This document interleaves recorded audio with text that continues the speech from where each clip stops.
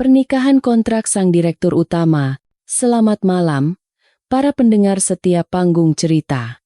Kanal yang akan menemani malam Anda dengan kisah-kisah yang tak terlupakan.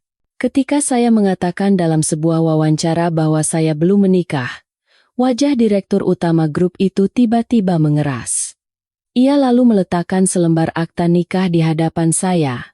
Apa kau tidak mengenali dokumen ini? Atau kau tidak mengenali diriku? Jakarta di bulan April terasa seperti berada di dalam oven raksasa. Aspal yang panas mendidih mengeluarkan uap fatamorgana yang mengaburkan kaca depan mobil Lexus RX yang saya kendarai. Di dalam mobil, saya mencengkeram kemudi begitu erat hingga buku-buku jari saya memutih. Meskipun AC menyala dengan kekuatan maksimal, punggung saya basah oleh keringat dingin. Mobil ini bukan milik saya. Ini adalah mobil satu-satunya sahabat saya, Dewi. Pagi tadi, dengan mata penuh kekhawatiran, Dewi meletakkan kunci mobil di tangan saya dan berkata, "Kemanapun boleh, yang penting kabur dari mereka sekarang juga." Ya? Saat ini saya sedang dalam pelarian. Sungguh ironis, seorang dokter muda berusia 26 tahun dengan masa depan cerah harus melarikan diri dari keluarganya sendiri seperti seorang buronan. Di telinga saya, makian ibu tiri saya, Ibu Ratih, masih terngiang-ngiang. Suara melengkingnya yang meneriakkan nama saya, mengancam agar saya segera bersiap-siap untuk bertemu Pak Tirtayasa. Wanita itu berkata bahwa Pak Tirtayasa adalah seorang konglomerat properti ternama, dan menikah dengannya adalah sebuah keberuntungan besar bagi saya yang tidak punya apa-apa. Lalu dengan penuh amarah ia bertanya, "Apa kau baru akan puas kalau keluarga ini bangkrut total?" Keberuntungan? Pria bernama Tirtayasa itu sudah berusia lebih dari 60 tahun dan terkenal dengan kehidupan pribadinya yang rumit. Saya dengar ia sudah 3 kali menikah dan jumlah selirnya tak terhitung. Ibu Rati berniat menjual saya demi mendapatkan dana untuk menyelamatkan perusahaan ayah saya yang diambang kebangkrutan. Dan yang lebih penting, ia ingin menyingkirkan saya, duri dalam daging baginya, agar putrinya yang berharga, Sinta, bisa menguasai seluruh kekayaan keluarga. Dan ayah saya, pria lemah itu, hanya bisa menunduk dan dia membisu di hadapan rencana licik istrinya. Keheningan ayah adalah belati yang meninggalkan luka paling dalam di hati saya. Saya membelokkan setir dan mengarahkan mobil ke tempat parkir luas kantor catatan sipil. Saya sendiri tidak tahu mengapa saya datang ke sini. Mungkin alam bawah sadar saya mendambakan perlindungan hukum, atau mungkin saya mencari tempat yang sakral milik negara, di mana orang-orang suruhan Ibu Ratih tidak akan berani menyeret saya secara paksa. Bahkan sebelum saya sempat mematikan mesin dan turun dari mobil, pemandangan di depan saya membuat saya menahan napas. Deretan sedan hitam mewah berjajar rapi tanpa celah, menempati semua posisi parkir terbaik. Di barisan terdepan, sebuah Rolls-Royce Phantom berdiri megah laksana seorang raja, membuat mobil Lexus yang saya kendarai tampak kecil dan usang dalam sekejap. Di sekitar mobil-mobil itu, pria-pria berjas hitam dan berkacamata hitam berdiri tegap dengan tangan di belakang punggung, menciptakan aura mencekam yang menyesakan. Saya ragu sejenak. Saya berpikir untuk menyalakan mesin lagi dan pergi ke tempat lain. Saya tidak ingin menambah masalah lagi, terutama jika harus berurusan dengan kalangan elit seperti ini. Hidup saya sudah cukup tragis. Namun, saat tangan saya menyentuh tuas persneling, seorang pria berjas hitam yang datang dari arah Rolls-Royce mengetuk pelan jendela mobil saya. Saya menurunkan jendela sedikit, cukup untuk mendengar suaranya yang rendah, stabil, namun penuh perintah yang tak terbantahkan. Ia berkata bahwa direktur utama mereka ingin bertemu dengan saya. Dengan bingung saya menjawab, "Maaf, tapi saya tidak kenal siapapun di sini. Anda mungkin salah orang." Tetapi pengawal itu berkata dengan tegas, "Tidak. Bapak direktur utama sudah mengamati Nona sejak mobil Nona memasuki area ini. Bisakah Nona turun sebentar?" Sikap mereka sopan, tetapi tatapan mata mereka yang tajam menunjukkan bahwa penolakan tidak akan diterima. Saya melihat sekeliling. Ini kantor catatan sipil. Mana mungkin mereka berani berbuat macam-macam di sini, pikir saya. Saya menguatkan hati, membuka pintu mobil, dan turun. Pengawal itu mengantar saya ke sisi Rolls-Royce. Pintu belakang terbuka, dan di dalamnya duduk seorang pria tua dengan rambut yang telah memutih. Di tangannya, ia memegang tongkat dengan ukiran yang sangat indah. Ia mengenakan kemeja batik tulis yang mewah, memancarkan wibawa dan kearifan para sesepuh. Tetapi kedua matanya luar biasa jernih dan tajam. Ia menatap saya lekat-lekat. Tatapan itu seolah menembus hingga ke dalam jiwa saya, membuat saya merasa seperti barang yang sedang ditaksir harganya. Ia menanyakan nama saya dengan suara yang dalam dan bertenaga. Dengan gugup, saya menyatukan kedua tangan dan menjawab dengan suara pelan, "Nama saya Adinda Kirana." Pria tua itu mengangguk dengan ekspresi puas. Ia memuji nama saya. Ia berkata bahwa sejak saya masuk, ia sudah memperhatikan saya. Wajah saya jernih dan tatapan mata saya teduh, tetapi di dalamnya tersembunyi tekad yang kuat. Ia berkata, fitur wajah saya sangat harmonis dan membawa berkah, persis seperti aura seorang permaisuri agung yang selama ini ia cari-cari. Saya hanya bisa melongo, tidak mengerti apa yang ia bicarakan tentang aura dan firasat. "Maaf, saya tidak begitu mengerti maksud Bapak." Pria tua itu tertawa terbahak-bahak. Suara tawanya yang lepas membuat udara yang berat terasa sedikit lebih ringan. Ia berkata akan langsung ke intinya dan bertanya pada saya, "Apa kau bersedia menikah sekarang juga?" Di sini, saya membeku di tempat. Situasi macam apa ini? Seorang pria tua yang baru pertama kali saya temui tiba-tiba melamar di siang bolong. Apakah saya bertemu dengan sindikat penipuan jenis baru? Melihat saya tidak bisa berkata-kata, pria tua itu melanjutkan dengan suara yang lebih serius. "Biar ku perkenalkan diri. Aku Suryo Wijoyo, Direktur Kehormatan Wijoyo Group. Aku ingin menjadikanmu istri untuk cucu sulungku. Cucuku, Baskara, membutuhkan istri yang bijaksana dan berbudi luhur. Untuk menstabilkan energi keluarga, dan agar aku bisa menutup mata dengan tenang. Firasatku tidak pernah salah. Kaulah kepingan puzzle terakhir yang dibutuhkan oleh keluarga Wijoyo. Suryo Wijoyo. Wijoyo Group." Nama itu menggelegar di telinga saya seperti petir. Properti, keuangan, hingga kesehatan, konglomerat terbesar di Indonesia yang mengendalikan urat nadi perekonomian Jakarta. Rumah Sakit Internasional Nusantara tempat saya bekerja pun memiliki saham dari Wijoyo Group. Saya berusaha menolak dengan sopan. "Bapak Suryo, pernikahan adalah keputusan besar yang menentukan seumur hidup. Saya dan cucu Bapak bahkan belum pernah bertemu." Pak Suryo menyipitkan matanya dan menatap lurus ke arah saya. "Tadi aku membaca kegelisahan dan ketakutan di matamu. Kau pasti sedang melarikan diri dari sesuatu. Aku berjanji, jika kau menjadi menantu keluarga Wijoyo, tidak akan ada seorang pun di Jakarta ini yang berani menyentuh sehelai rambutmu. Kau akan mendapatkan nama, uang, dan yang terpenting, kebebasan. Kau bisa melakukan apapun yang kau inginkan, selama kau menjalankan peranmu sebagai istri di atas kertas dengan baik." Tawarannya seperti pelampung yang dilemparkan di tengah banjir bandang. Saya sudah terpojok di jalan buntu. Jika saya kembali ke rumah, saya akan dinikahkan dengan Pak Tirtayasa yang tua itu, dan hidup saya akan berakhir. Tetapi jika saya menerima tawaran dari pria berkuasa di hadapan saya ini, saya bisa lepas dari cengkeraman Ibu Ratih. Pernikahan kontrak dengan pewaris konglomerat yang tidak didasari cinta, dengan imbalan keamanan dan ketenangan. Saya menggigit bibir, menimbang untung dan rugi.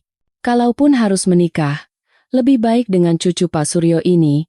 Tidak peduli seberapa jelek atau buruk sifatnya, itu pasti 1000 kali lebih baik daripada menjadi istri simpanan si tua hidung belang itu. Setidaknya, Wijoyo Group adalah keluarga terpandang yang pasti menjaga citra mereka. Setelah ragu sejenak, saya mengangkat kepala dan bertanya dengan tatapan mantap. "Jika saya setuju, apakah saya masih bisa terus bekerja sebagai dokter?" Suryo Wijoyo tertawa keras sambil mengetukkan tongkatnya ke tanah. "Tentu saja. Keluarga Wijoyo tidak memelihara vas bunga pajangan. Salah satu alasan aku menyukaimu justru karena profesimu yang menyelamatkan nyawa orang. Ia memberi isyarat kepada pengawal di sebelahnya. Segera panggil si Baskara itu kemari. Katakan padanya, jika dalam 15 menit tidak sampai, hak warisnya akan kucabut.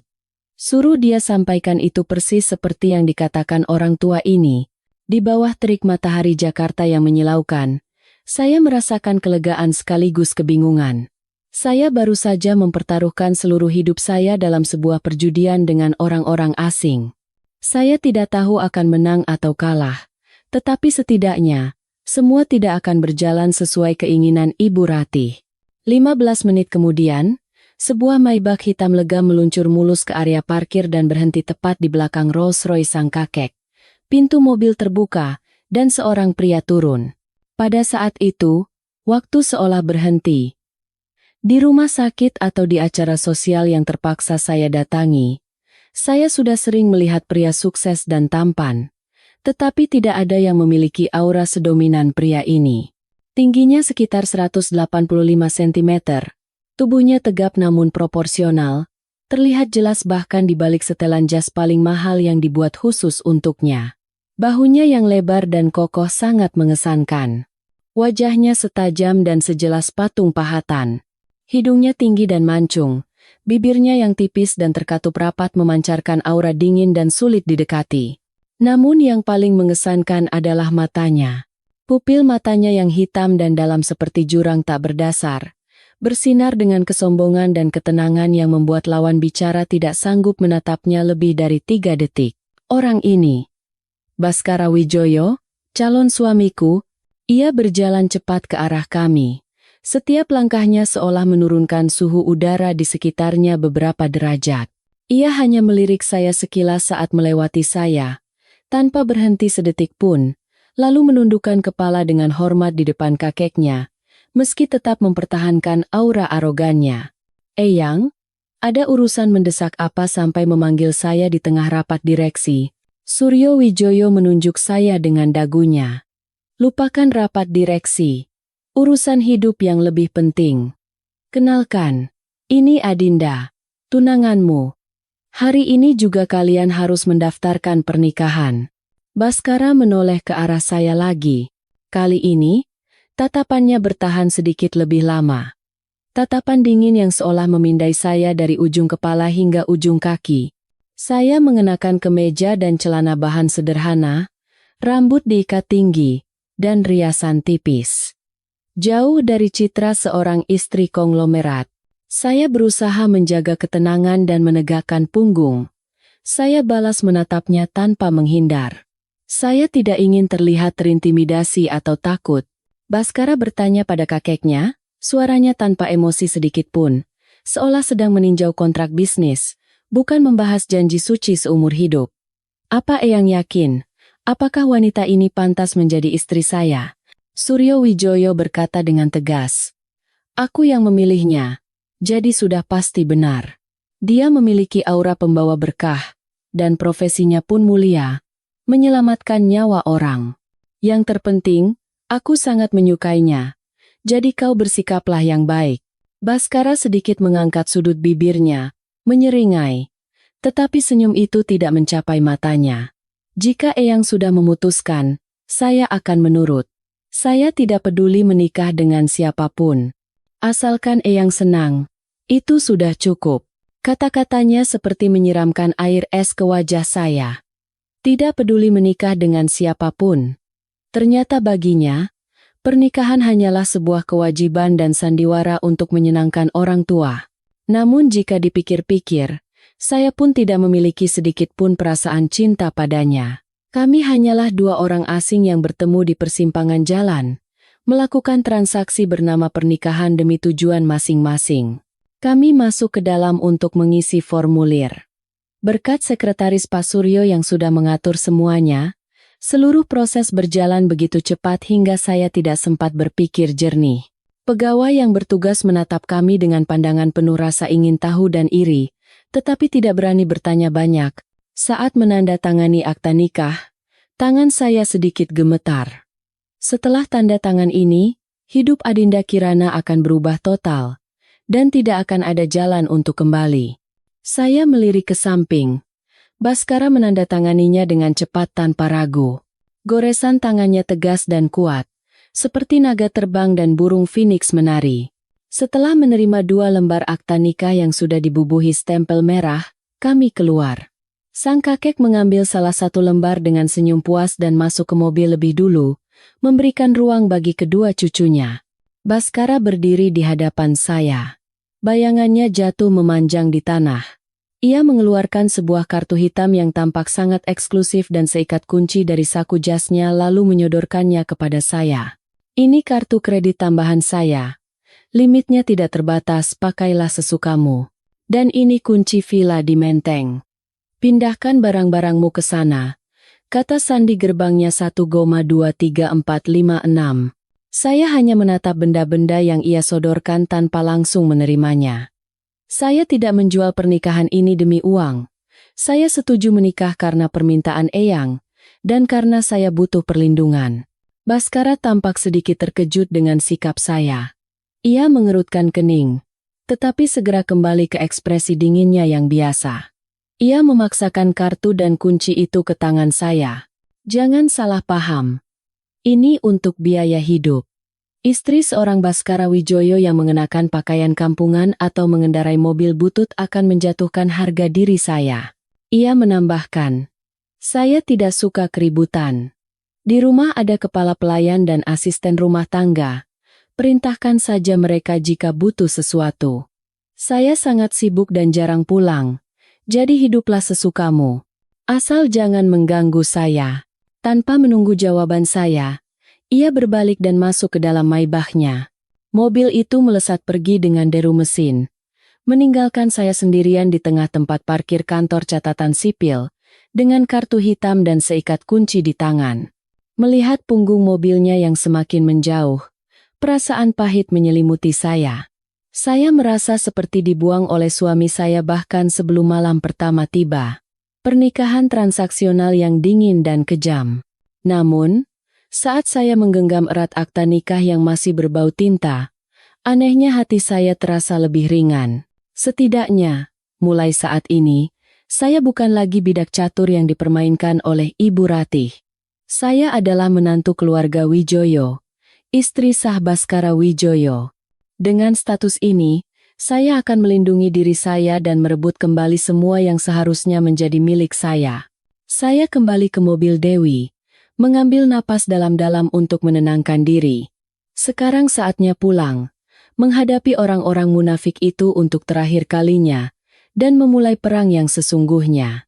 Mobil berhenti di depan sebuah rumah megah bergaya klasik Eropa di sebuah kompleks perumahan elit. Ini adalah rumah tempat saya lahir dan dibesarkan. Tempat kenangan indah bersama almarhumah ibu kandung saya tersimpan. Namun kini, tempat ini menjadi tempat yang paling ingin saya tinggalkan. Gerbang besi yang berat terbuka. Pak Satpam menatap saya dengan pandangan khawatir. Sepertinya ia juga tahu rencana Ibu Ratih untuk menjodohkan saya secara paksa. Saya mengangguk hormat padanya dan mengarahkan mobil ke garasi. Saat memasuki ruang tamu, udara dingin dari AC menerpa wajah saya, membuat saya sedikit menggigil. Ruang tamu itu didekorasi dengan mewah, sofa kulit impor dan vas kristal mahal, tetapi tidak ada kehangatan keluarga sama sekali. Adik tiri saya atau lebih tepatnya, Putri Ibu Ratih Sinta, sedang berbaring miring di sofa, membaca majalah mode sambil mengunyah apel dengan suara renyah. Melihat saya masuk, ia menyindir dengan nada penuh penghinaan dan cemoohan. Loh, tumben nongol. Kukira sudah pergi ketemu sama Pak Tirtayasa. Jangan-jangan dicampakan karena sudah tua dan membosankan, ya? Kan sudah kubilang sama Mama. Gaya kakak itu mana ada yang mau. Paling cocok ya cuma sama kakek-kakek. Saya merasa tidak ada gunanya meladeni manusia seperti dia. Sinta 3 tahun lebih muda dari saya. Sejak kecil ia dimanjakan oleh Ibu Ratih sehingga tumbuh menjadi anak yang tidak tahu sopan santun. Belajar nomor sekian. Seharian hanya makan, bermain, dan memamerkan barang-barang mewah. Tetapi sifat noraknya tidak bisa disembunyikan. Ia selalu iri pada saya dalam segala hal. dari prestasi hingga penampilan, dan selalu mencari kesempatan untuk menjelek-jelekan saya di depan ayah. Saya langsung menuju tangga, berniat ke kamar untuk mengemasi barang-barang saya. Tetapi Sinta tidak akan membiarkan saya pergi begitu saja. Ia bangkit dan menghalangi jalan saya. "Woi, budek ya? Atau malu sampai nggak bisa ngomong?" Ia menyinggung soal saya yang pergi dengan mobil Dewi, menuduh saya hanya penuh gengsi. Mau kabur kemana? Mau minta uang sama ayah? Mama bilang, kalau nggak mau nikah sama Pak Tirtayasa, jangan harap bisa bawa uang sepeser pun dari rumah ini. Saya berhenti dan menatap lurus ke matanya. Tatapan saya yang anehnya tenang membuatnya sedikit gentar dan mundur selangkah. "Sinta, minggir. Aku kesini mau mengambil barang-barangku, bukan untuk mendengarkan omelanmu. Soal uang, kamu saja yang ambil. Aku tidak butuh." Setelah berkata begitu, saya melewatinya dan langsung naik ke lantai atas. Dari belakang, saya mendengar teriakan Sinta yang melengking, memaki saya gila dan menyuruh saya pergi dan tidak pernah kembali lagi. Setelah masuk ke kamar dan menutup pintu, semua kebisingan di luar terhalang. Kamar saya, berbeda dengan kamar Sinta, sangat sederhana dengan beberapa perabot saja. Saya mengambil koper dari atas lemari dan mulai berkemas. Saya tidak membawa banyak barang. Beberapa setel pakaian kerja, beberapa buku kedokteran penting, dan yang paling berharga bagi saya, foto almarhumah ibu saya. Di dalam foto, ibu tersenyum lembut. Tatapan matanya yang hangat seolah sedang menjaga saya. Saya memanggil ibu dengan suara lirih sambil mengelus bingkai fotonya. Saya mengaku telah menjadi anak durhaka karena meninggalkan rumah yang telah beliau rawat seumur hidupnya. Tetapi saya berjanji pada ibu, saya akan hidup dengan baik. Saya tidak akan lagi ditindas oleh siapapun. Saya memohon agar beliau menjaga saya. Dengan hati-hati, saya membungkus bingkai foto itu dengan sapu tangan sutra dan meletakkannya di antara tumpukan pakaian yang paling lembut. Meja, tempat tidur, dan lemari yang tersisa di kamar, semuanya saya biarkan. Itu bukan milik saya, melainkan milik Pak Hartono dan Ibu Ratih. Saat saya menyeret koper turun, saya berpapasan dengan Ibu Ratih yang baru saja pulang dari spa. Melihat koper di tangan saya, ia menyipitkan matanya yang dirias tajam.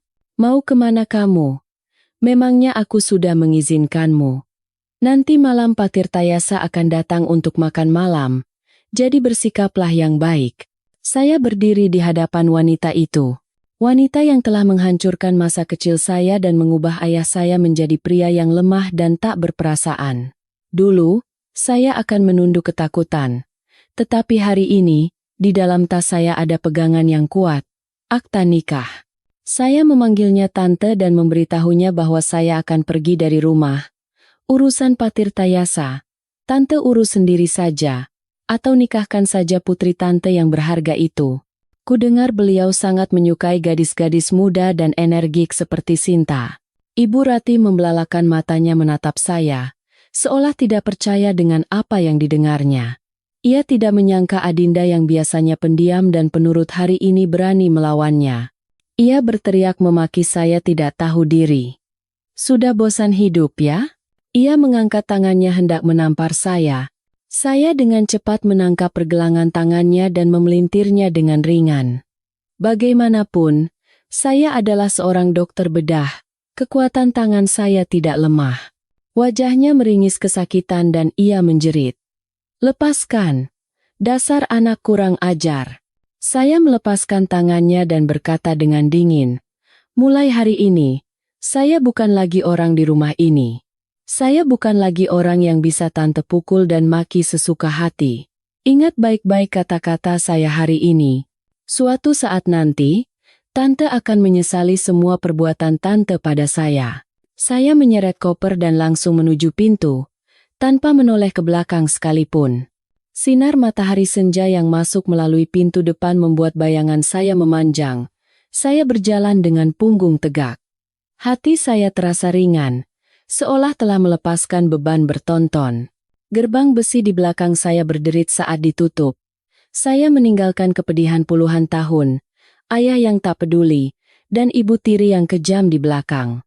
Di depan saya, terbentang jalan baru yang tidak pasti, tetapi penuh harapan.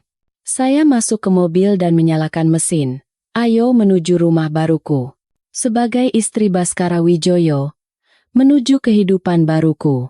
Melalui kaca spion, saya melihat Ibu Rati berdiri di depan pintu dengan tangan di pinggang.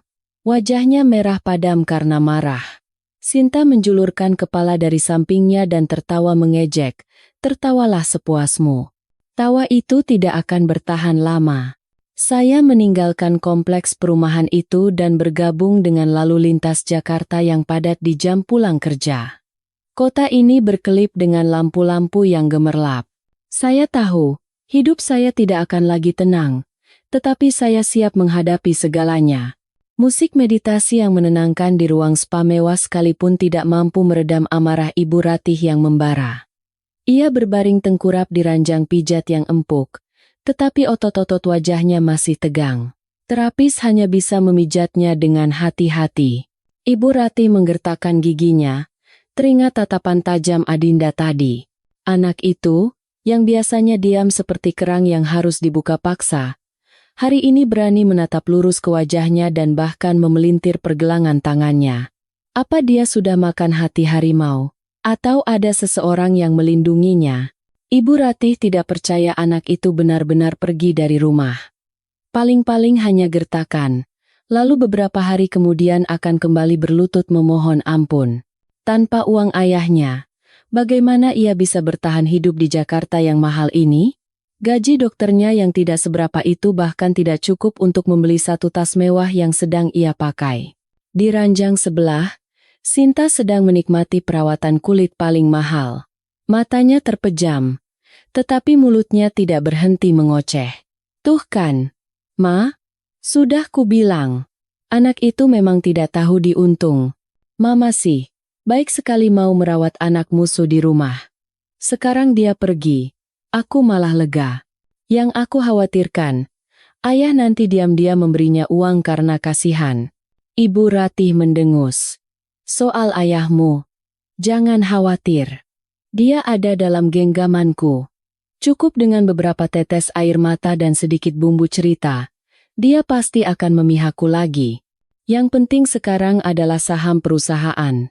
Kita harus memanfaatkan kesempatan ini untuk menekan ayahmu agar menyerahkan 20% saham atas namaku.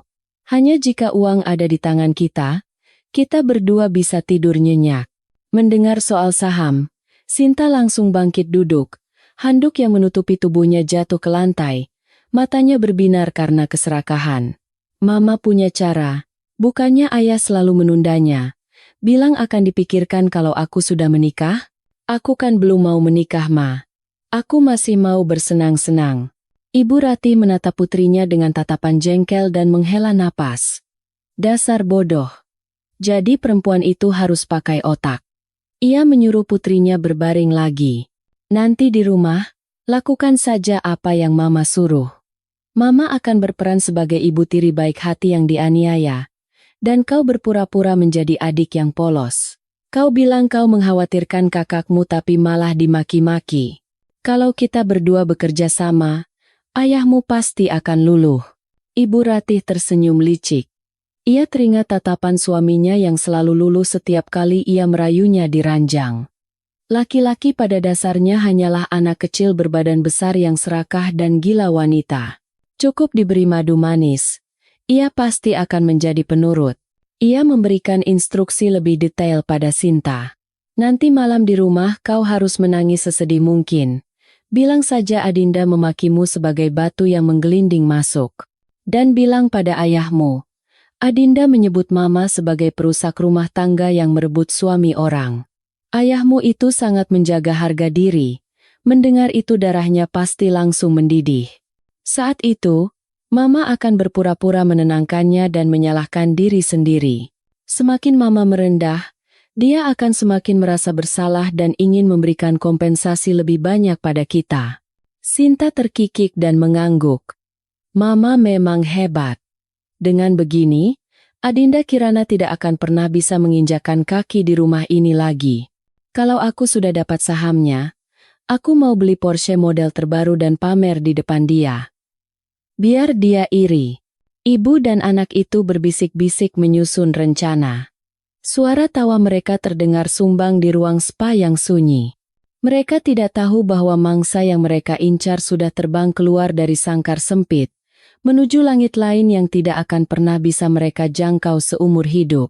Setelah selesai perawatan, Ibu Ratih memeriksa penampilannya di cermin. Kulitnya kencang karena botoks, bibir merahnya tebal karena filler. Ia terlihat jauh lebih muda dari usianya yang sudah 50 kerapakan. Dengan puas, ia merapikan rambutnya yang bergelombang. Malam ini, ia akan menyiapkan jamuan istimewa untuk suaminya. Bukan makanan, tetapi tubuhnya. Ia akan membuat suaminya mabuk kepayang, dan surat pengalihan saham itu akan segera ditandatangani. Ibu Ratih melangkah keluar dari spa dengan angkuh. Sepatu hak tingginya berketuk di lantai marmer dengan otoriter. Sinta mengikuti di belakang sambil menenteng tas belanja berisi kosmetik mahal. Di benak mereka, tergambar jelas masa depan penuh kemewahan setelah Adinda, si pengganggu, lenyap. Mereka sama sekali tidak menyangka bahwa keserakahan mereka yang tak terbatas akan menjadi racun yang menghancurkan diri mereka sendiri. Malam itu, makan malam di kediaman Pak Hartono berlangsung dalam ketegangan palsu yang sengaja diciptakan oleh Ibu Ratih dan putrinya. Pak Hartono, yang duduk di kepala meja, mengerutkan kening melihat kursi Adinda yang kosong. Ia meletakkan sumpitnya dengan keras di atas meja, membuat kuah sup terciprat. Adinda kemana? Sudah waktunya makan malam tapi tidak kelihatan batang hidungnya. Cepat telepon dan suruh dia pulang. Aku tidak akan mentolerir sikap tidak disiplin di rumah ini. Ibu Ratih segera meletakkan mangkuk nasinya dan berpura-pura menyeka sudut matanya dengan sapu tangan. Sambil terisak, ia berkata dengan suara serak, "Mas, jangan marah. Mungkin dia masih marah pada kami. Tadi aku hanya memberinya sedikit nasihat soal Pak Tirtayasa. Ku minta dia memikirkan ayah dan perusahaan. Tapi dia malah marah-marah dan pergi membawa pakaiannya." Ibu Ratih menghentikan kalimatnya dan memberi isyarat mata pada Sinta. Sinta segera mengerti dan meletakkan sendoknya, lalu mulai menangis keras. "Hiks, kakak memaki mama perusak rumah tangga dan bilang aku ini cuma benalu. Dia bilang rumah ini sebentar lagi akan bangkrut, dan dia tidak sudi tinggal di tempat miskin seperti ini lagi." Terus dia mendorong mama sampai tangannya memar begini. Sambil berbicara, Sinta menyingsingkan lengan baju Ibu Ratih. Memar di pergelangan tangannya, bekas cengkeraman Adinda tadi, tampak cukup mengerikan di atas kulit putihnya yang terawat. Melihat memar di pergelangan tangan istrinya, amarah Pak Hartono meledak. Ia menggebrak meja dan bangkit berdiri. "Apa? Berani-beraninya dia memukul ibunya sendiri. Anak durhaka tidak tahu diuntung." Ia berteriak bahwa ia menyesal telah membesarkannya, yang kini malah menggigit tangan yang memberinya makan. Ibu Ratih segera memegang lengan suaminya dan mengelus dadanya untuk menenangkannya. "Mas, tenang. Jaga kesehatanmu. Aku tidak apa-apa kalau sedikit terluka. Aku hanya kasihan pada Sinta. Apa salahnya dia sampai harus mendengar kata-kata kasar seperti itu dari kakaknya? Dia itu sensitif. Gara-gara dibilang benalu, dia jadi menangis terus dari tadi." Melihat putri bungsunya menangis terseduh-seduh, hati Pak Hartono luluh. Ia selalu merasa bersalah karena tidak bisa memberikan status yang layak bagi Sinta sejak lahir. Kini melihatnya ditindas, hatinya semakin sakit dan amarahnya pada Adinda memuncak. Ia menyatakan dengan tegas, "Mulai hari ini, Adinda Kirana dilarang menginjakan kaki di rumah ini. Karena dia sudah pergi sendiri, jangan harap bisa kembali. Semua fasilitas yang kuberikan akan kucabut, kartu kreditnya juga akan kublokir semua. Kita lihat saja berapa lama dia bisa bertahan tanpa uang ayahnya." Ibu Ratih bersorak dalam hati, tetapi di luar ia berpura-pura khawatir. "Tapi bagaimana kalau dia nekat berbuat yang tidak-tidak, Mas? Kudengar akhir-akhir ini dia sering bergaul dengan om-om kaya, jadi sugar baby mereka. Kalau sampai dia salah jalan, Aku kan tidak enak sama almarhumah Mbak Q. Pak Hartono mendengus. Biar saja dia mau jadi apa. Sifat keras kepalanya itu persis seperti ibunya. Kau tidak usah pusing, urus saja Sinta baik-baik. Makan malam berakhir dengan kemenangan mutlak bagi Ibu Ratih dan putrinya. Malam itu, di kamar tidur yang luas, Ibu Ratih mengenakan lingerie merah transparan, memamerkan tubuhnya yang masih sensual. Aroma parfum Chanel memenuhi ruangan. Ia mendekati suaminya yang sedang membaca koran di tempat tidur dengan gerakan menggoda. Ia naik perlahan ke atas tempat tidur, melingkarkan lengannya yang lembut di leher suaminya, dan membisikkan kata-kata manis yang mematikan di telinganya. Mas, masih marah karena Adinda? Sudahlah, lupakan saja. Sudah lama lo kita tidak mesra-mesraan. Kamu akhir-akhir ini cuek sekali. Aku sampai kesepian tahu. Aroma parfum yang familiar dan kehangatan tubuh istrinya membuat amarah Pak Hartono lenyap seketika. Naluri lelakinya bangkit. Ia melempar korannya ke samping dan memeluk Ibu Ratih. Ketika gairah mereka mencapai puncaknya, Ibu Ratih dengan cerdik mengungkapkan niatnya yang sesungguhnya. Sambil mengelus dada suaminya, ia berkata dengan suara manja, "Mas, aku khawatir sekali dengan masa depan Sinta. Dia kan sudah banyak dirugikan. Aku hanya ingin dia punya sedikit bekal supaya nanti kalau menikah tidak diremehkan oleh mertuanya. Apa tidak bisa kalau saham perusahaan diberikan sedikit untuk Sinta? Anggap saja sebagai mahar pernikahan di muka." Pak Hartono yang sedang dalam suasana hati yang baik, mudah sekali menerima kata-kata istrinya. Ia mengangguk. "Baiklah, besok akan kusuruh pengacara mengurus pengalihan 10% saham untuknya." Ibu Ratih mengerucutkan bibirnya dan menggambar lingkaran di dada suaminya dengan jarinya. "Ih, 20% dong. Masa cuma 10%? Sayang, kalau kamu cinta sama aku, kasih 20% ya demi Sinta. Anggap saja sebagai kompensasi memar di tanganku ini." Pak Hartono tertawa kecil dan mencubit hidung istrinya. "Kamu ini ada-ada saja." Tetapi ia segera mengalah. "Baiklah, baiklah. Sesuai keinginanmu, 20%. Nah, sekarang giliranmu mengabulkan keinginanku." Ibu Ratih tersenyum puas dan mencium suaminya dalam-dalam. Rencananya berhasil dengan sempurna. Ia berhasil mengusir Adinda dan mendapatkan kekayaan besar untuk putrinya. Malam itu, Ibu Ratih tidur lebih nyenyak dan manis dari biasanya, memimpikan masa depan gemilang yang terbentang di hadapannya. Ia tidak tahu bahwa cinta buta suaminya dan keserakahannya yang tak terbatas akan menjadi liang lahat yang mengubur keluarga ini. Mobil Dewi memasuki kawasan Menteng, salah satu area paling elit di Jakarta. Mengikuti arahan navigasi, saya menghentikan mobil di depan sebuah villa megah berwarna putih yang berdiri tepat di tepi sebuah danau buatan. Saya memasukkan kata sandi yang diberikan Baskara, 1,23456. Gerbang kayu besar terbuka secara otomatis. Saat mobil masuk, saya terpesona oleh taman luas yang terawat dengan sangat baik. Rumput hijau yang subur, pohon-pohon pinus yang rindang, dan di tengah taman, sebuah kolam ikan koi raksasa dengan air terjun buatan yang megah. Semuanya tampak mewah dan berkelas, tetapi sekaligus terasa dingin dan berjarak. Begitu saya memarkir mobil, seorang pria parubaya berbusana kepala pelayan yang rapi dan dua asisten rumah tangga muda sudah menunggu di depan pintu. Mereka membungkuk hormat kepada saya dan berkata serempak, "Selamat datang, Nyonya." Saya masih canggung dengan panggilan ini dan sedikit terkejut. Saya mengangguk canggung sebagai balasan. Pria yang tampaknya adalah kepala pelayan melangkah maju dan memperkenalkan diri sebagai Pak Budi.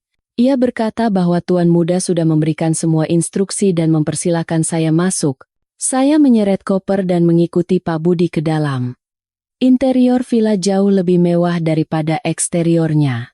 Lantainya terbuat dari marmer Italia yang sejuk, dan dari langit-langit, sebuah lampu gantung kristal memancarkan cahaya seperti tetesan air yang berkilauan. Lukisan-lukisan di dinding semuanya adalah karya seni mahal. Namun, karena dominasi warna abu-abu dan putih, ruangan terasa agak monoton dan tidak bernyawa. Seperti pemilik rumah ini, dingin dan angkuh. Pak Budi mengantar saya ke lantai 2 dan membuka pintu sebuah kamar luas yang menghadap ke danau. Ini kamar utama, Nyonya. Tuan muda berpesan agar Nyonya nyaman menggunakannya. Barang-barang pribadi Tuan muda ada di ruang ganti sebelah. Jika Nyonya memerlukan sesuatu, silakan tekan bel untuk memanggil saya. Saya berterima kasih pada Pak Budi dan masuk ke dalam kamar. Kamar itu begitu luas hingga tempat tidur ukuran king size berada di tengah. Melalui jendela kaca besar, terhampar pemandangan indah danau yang berkelip dengan lampu-lampu malam. Angin sepoi-sepoi yang sejuk membawa udara segar yang lembab. Saya meletakkan koper dan merebahkan diri di tempat tidur. Kasur yang empuk menopang tubuh saya yang lelah dengan lembut. Sekarang, aku benar-benar menjadi pemilik kamar ini. Menjadi istri Baskara Wijoyo. Saya mandi dan berganti dengan piyama yang nyaman. Berdiri di depan cermin, saya menatap diri saya sendiri. Wajahnya sama dengan Adinda Kirana kemarin, tetapi sorot matanya tidak lagi gelisah. Kegelisahan itu telah digantikan oleh ketegasan. Makan malam diantarkan langsung ke kamar karena saya terlalu lelah untuk turun. Makanannya lezat dan disajikan dengan indah, tetapi saya tidak berselera. Rasa sepi menggerogoti hati saya. Malam pertama pernikahan seharusnya menjadi malam paling bahagia dalam hidup seorang wanita. Tetapi saya duduk sendirian di kamar asing, makan malam seorang diri. Sekitar pukul 10 malam, saya mendengar suara mobil masuk ke halaman. Jantung saya berdebar kencang. Dia sudah pulang. Saya menunggu dengan cemas.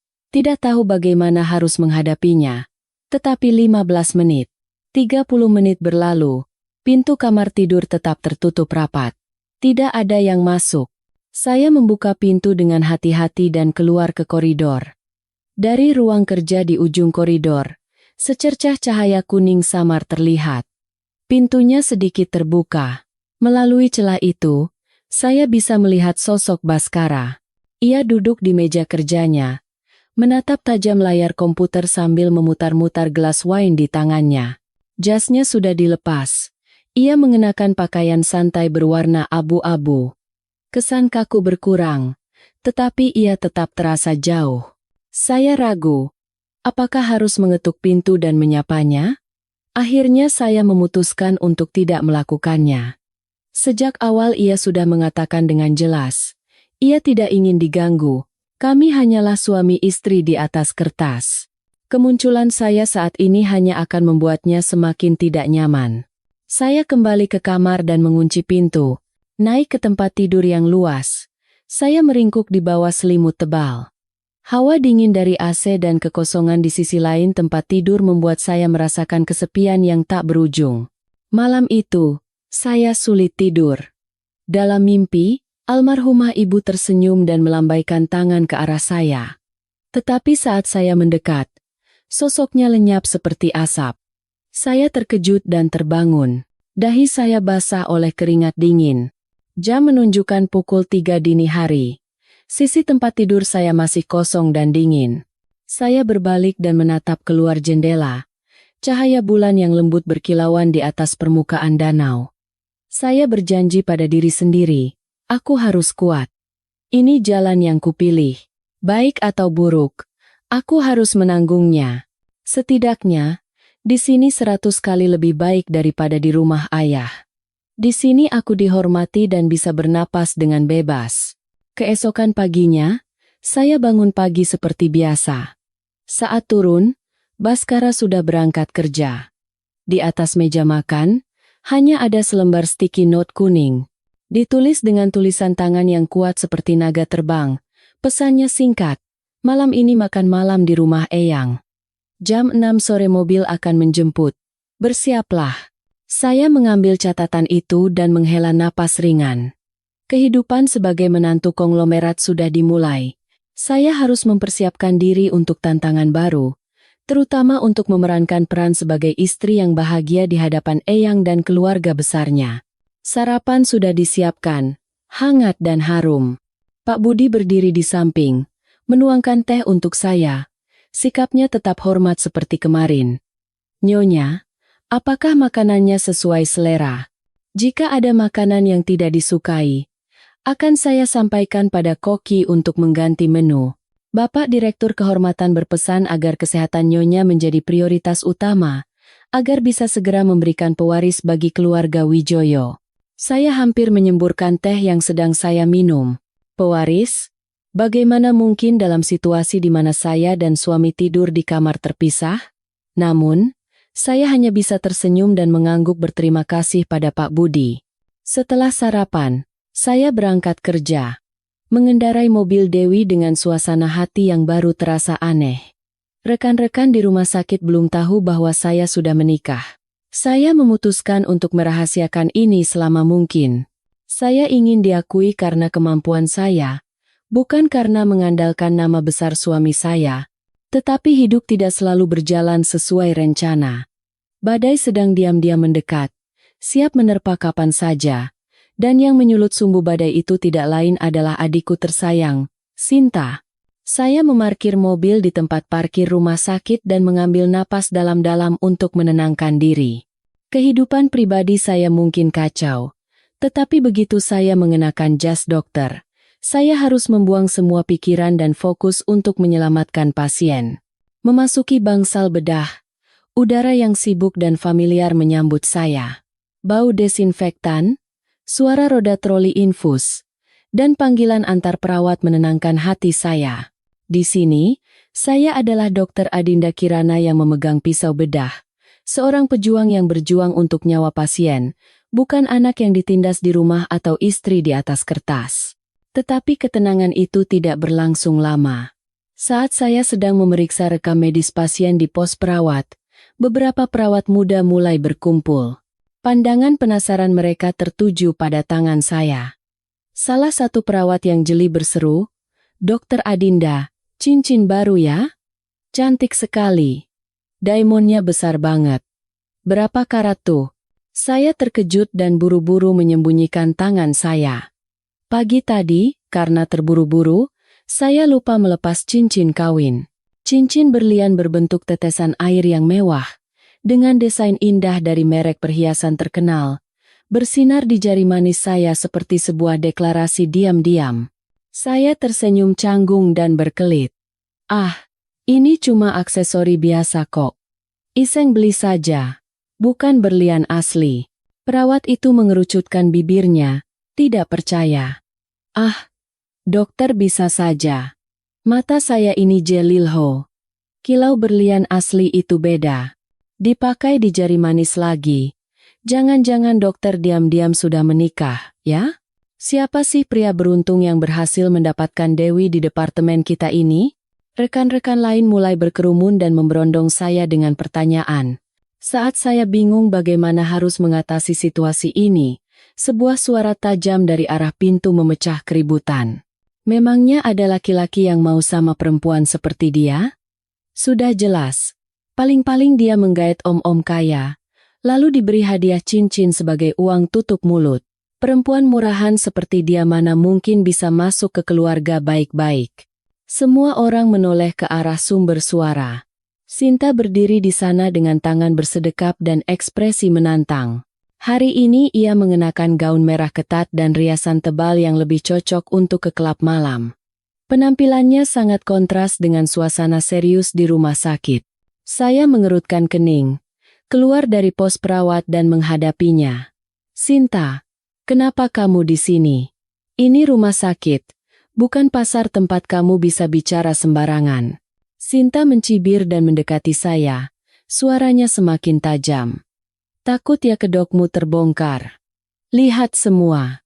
Ini dia kakakku yang katanya baik hati. Kabur dari rumah demi laki-laki. Memukul ibu tirinya sampai membuat ayah syok, dan sekarang pamer cincin berlian ke semua orang. Dari mana uang untuk beli cincin ini? Jangan-jangan uang curian dari rumah kami." Orang-orang di sekitar mulai berbisik. Tatapan curiga tertuju pada saya. Dada saya terasa sesak, tetapi saya tidak boleh terlihat lemah. Saya menatap Sinta tajam dan memperingatkannya dengan suara rendah, "Jaga bicaramu. Aku tidak mau membahas urusan keluarga di sini." Sekali lagi kamu membuat keributan, aku akan panggil keamanan. Sinta mengangkat dagunya, menantang. Panggil saja. Aku ini pengunjung pasien, pelanggan. Berani-beraninya kamu mengusirku? Akan kuaporkan langsung ke direktur karena sikapmu yang arogan pada pasien. Tiba-tiba ia menerjang untuk merebut cincin di jari saya. Lepaskan cincin itu. Itu uang ayahku. Kamu tidak berhak memakainya. Saya berhasil menghindar, tetapi kukunya yang tajam menggores punggung tangan saya, meninggalkan luka panjang. Darah mulai merembes keluar. Rasa perih membuat saya meringis. Para perawat terkejut dan mencoba melerai, tetapi Sinta mengamuk seperti binatang buas, membuat lobi menjadi kacau balau. Tepat pada saat itu, sebuah suara rendah dan berwibawa menggema, menghentikan semua keributan. Hentikan sekarang juga. Semua pandangan tertuju pada lift VIP yang baru saja terbuka.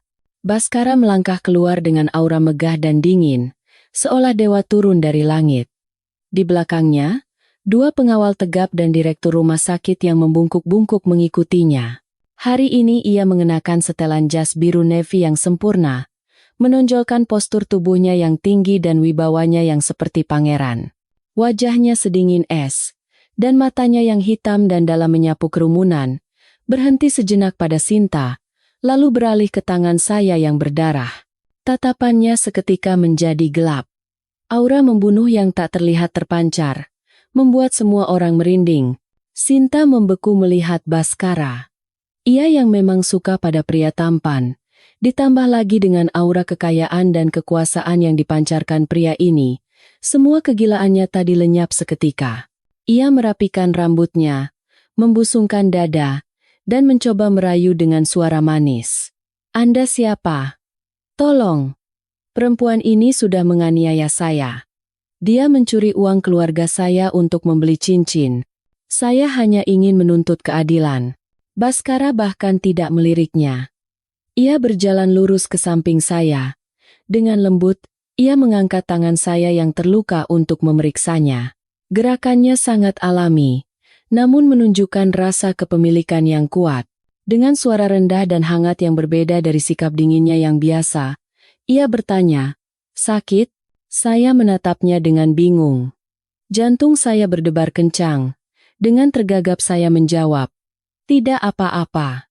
Hanya tergores sedikit." Baskara menoleh ke arah direktur rumah sakit. Suaranya setajam silet. "Pak Direktur, apakah rumah sakit Anda membiarkan orang tidak sopan seperti ini membuat keributan dan menyerang dokter? Jika keamanan di Rumah Sakit Internasional Nusantara serapuh ini, saya mungkin harus mempertimbangkan kembali rencana investasi saya." Direktur rumah sakit berkeringat dingin dan terus membungkuk meminta maaf. Ia berteriak pada tim keamanan, "Cepat seret perempuan ini keluar. Dan jangan biarkan dia menginjakan kaki di rumah sakit ini lagi." Dua petugas keamanan segera mendekat, memegang kedua lengan Sinta, dan mulai menyeretnya pergi. Sinta meronta-ronta sambil berteriak, "Kalian tahu siapa aku?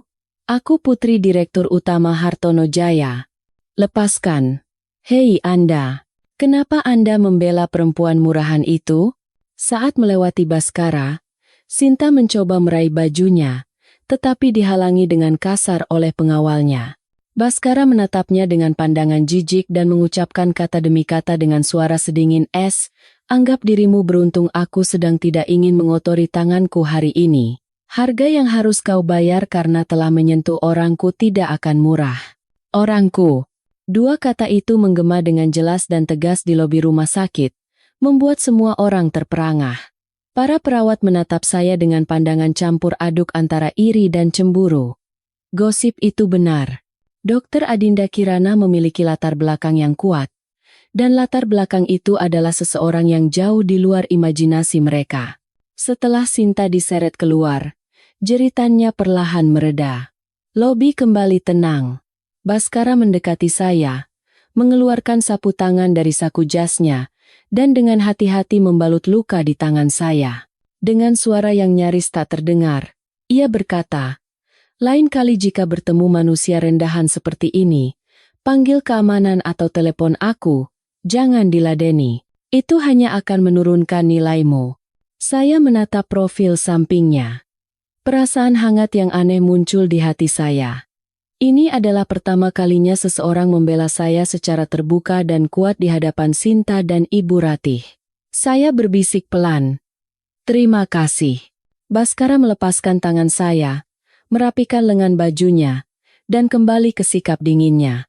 Aku datang untuk mengunjungi Eyang, lalu mampir sebentar untuk melihatmu bekerja, dan ternyata aku disuguhi tontonan yang menarik. Nanti malam jangan terlambat, jangan membuat Eyang menunggu. Setelah berkata begitu, ia berbalik dan berjalan pergi bersama direktur rumah sakit. Saya menatap punggungnya dengan tatapan kosong. Punggungnya yang lebar dan kokoh entah kenapa terasa sangat bisa diandalkan. Meskipun saya tahu pernikahan ini hanyalah kontrak, tindakannya barusan telah menciptakan riak kecil di hati saya yang telah lama membeku. Beberapa hari kemudian, sesuai tradisi, kami sebagai pasangan baru harus mengunjungi keluarga saya. Saya ingin menghindar dengan alasan sibuk, tetapi Baskara bersikeras kami harus pergi. Ia berkata, karena sudah dimulai, selesaikan dengan benar. Kita tidak bisa membiarkan orang lain bergosip dan mencoreng nama baik keluarga Wijoyo.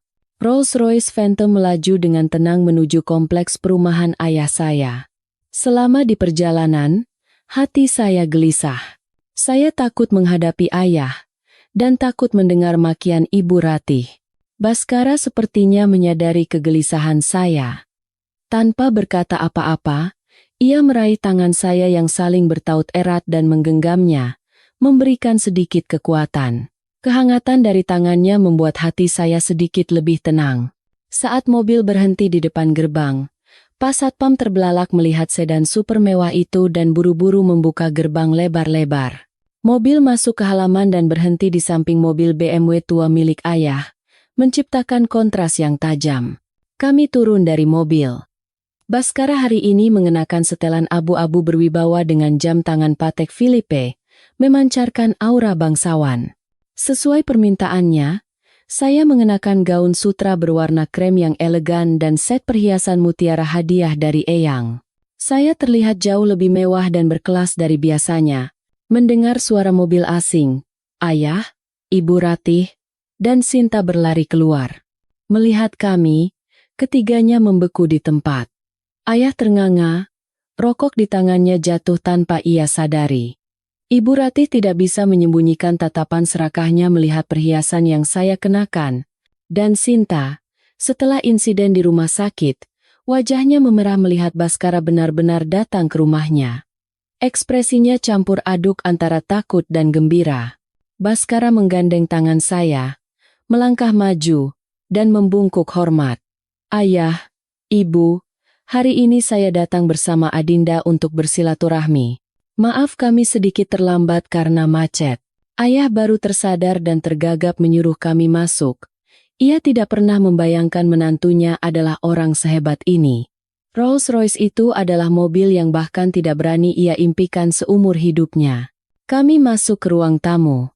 Ibu Ratih dengan cepat memasang wajah ramah dan menyajikan minum untuk Baskara. Berusaha menjilat. Dengan suara manis, ia melontarkan pujian. Wah, menantu kami hebat sekali. Baru menikah sudah perhatian pada istri, langsung datang mengunjungi mertua. Benar-benar orang terpandang. Adinda sungguh beruntung bisa bertemu denganmu. Saya merasa mual. Baru beberapa hari yang lalu orang ini memaki saya lebih rendah dari binatang. Sekarang sikapnya berubah 180 derajat. Sinta duduk di seberang Baskara, terus mengedipkan mata dan sengaja menurunkan kerah bajunya untuk memamerkan belahan dadanya yang montok. Sambil menggeliat, ia bertanya dengan suara dibuat-buat. Kakak ipar kerja apa? Wajahnya familiar sekali. Rasanya pernah lihat di suatu tempat. Ah, waktu di rumah sakit itu. Kakak keren sekali waktu itu. Soal hari itu, maaf ya. Aku cuma sedang emosi saja. Baskara menyesap tehnya dan menjawab dengan dingin. Hanya usaha kecil-kecilan. Soal yang lalu, sudah saya lupakan. Tidak perlu dibahas lagi.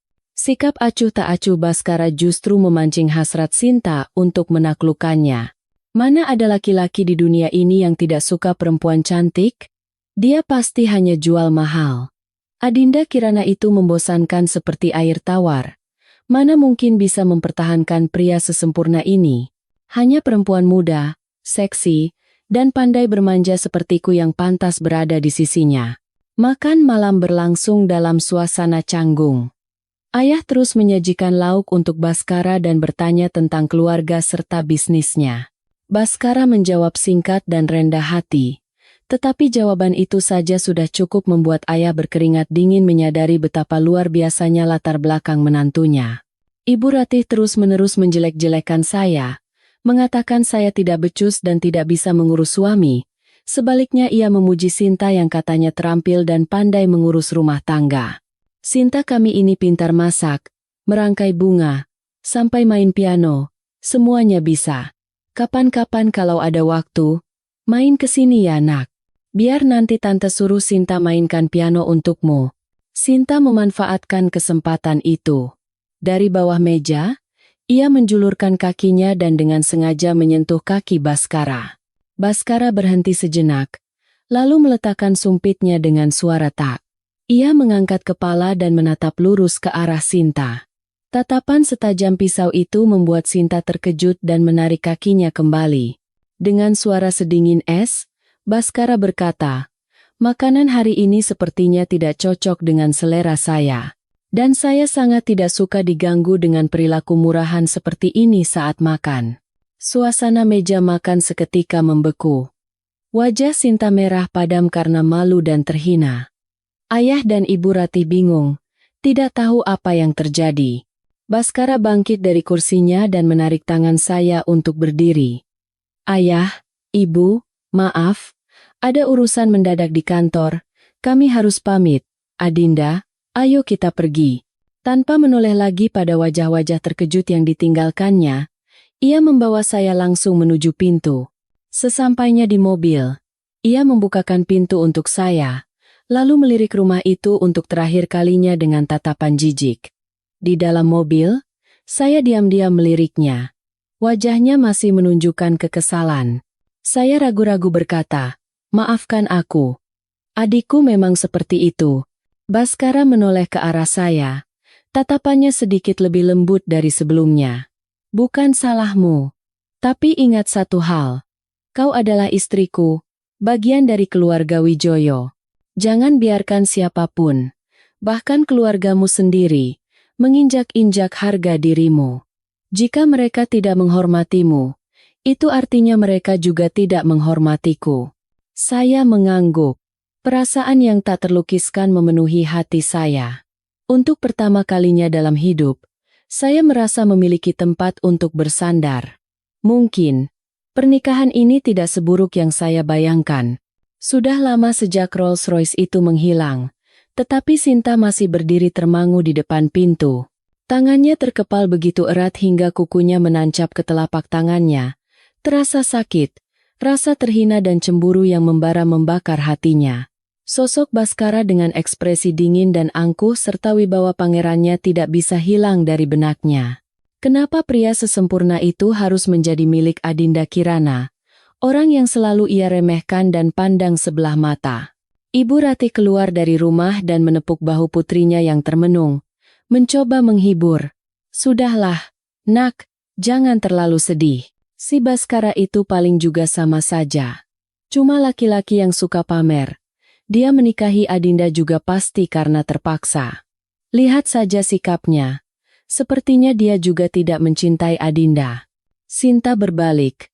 Matanya merah. "Mama tidak lihat? Pria itu kualitas nomor 1. Aku mau dia. Bukan si Adinda kampungan itu. Tapi aku yang seharusnya jadi istrinya. Mama bantu aku, dong." Ibu Ratih menarik putrinya masuk dan menutup pintu. Ia berbisik pelan, "Tenang. Laki-laki itu gampang bosan. Adinda itu membosankan. Beberapa hari tinggal bersama saja pasti sudah jenuh. Saat itulah, kalau ada perempuan muda, seksi, dan pandai merayu sepertimu muncul, dia pasti akan tergila-gila." Mendengar kata-kata ibunya, Sinta merasa sedikit lebih baik, amarahnya sedikit mereda. Ia duduk di sofa dan mulai menyusun rencana. Tapi bagaimana cara mendekatinya? Dia dingin seperti es, dan selalu ada pengawal di sekelilingnya. Ibu Ratih tersenyum penuh arti. Mama punya cara. Sebentar lagi akan ada pesta ulang tahun kakek Baskara. Mama akan minta ayahmu untuk mendapatkan undangan untuk keluarga kita. Saat itu, kau tunjukkan semua pesonamu. Berdandanlah secantik mungkin dan buat si Adinda itu terlihat seperti pembantu. Mata Sinta berbinar. Ia membayangkan dirinya berjalan menggandeng lengan Baskara, menjadi pusat perhatian dan membuat semua orang iri.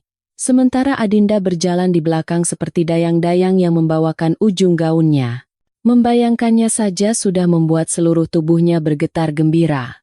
Sementara itu, di dalam mobil yang kembali ke villa, suasana antara saya dan Baskara menjadi lebih cair. Saya menatap keluar jendela, menikmati pemandangan malam Jakarta yang gemerlap dan misterius. Tiba-tiba, Baskara memecah keheningan. Apa yang sedang kau pikirkan? Khawatir karena kejadian tadi, saya menoleh padanya dan menggeleng pelan. Tidak khawatir.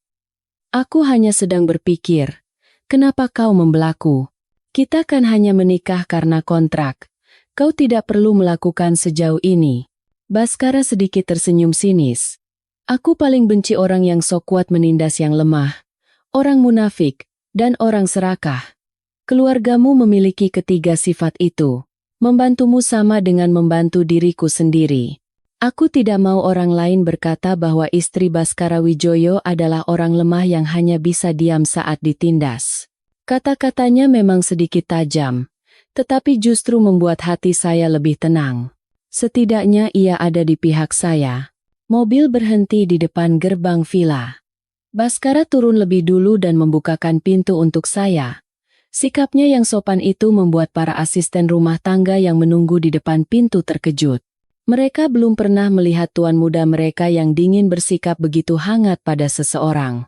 Malam itu, saya tidur lebih nyenyak dari biasanya. Mungkin karena saya tahu, mulai sekarang, saya tidak perlu lagi berjuang sendirian.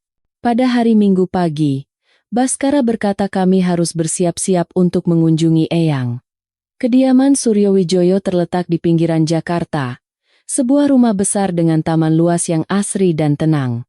Saat kami tiba, Pak Suryo sedang duduk sendirian di bawah pohon besar, minum teh sambil bermain catur. Melihat kami, ia tersenyum cerah, menyingkirkan papan caturnya, dan melambaikan tangan. Kalian sudah datang. Kemarilah. Saya membungkuk hormat.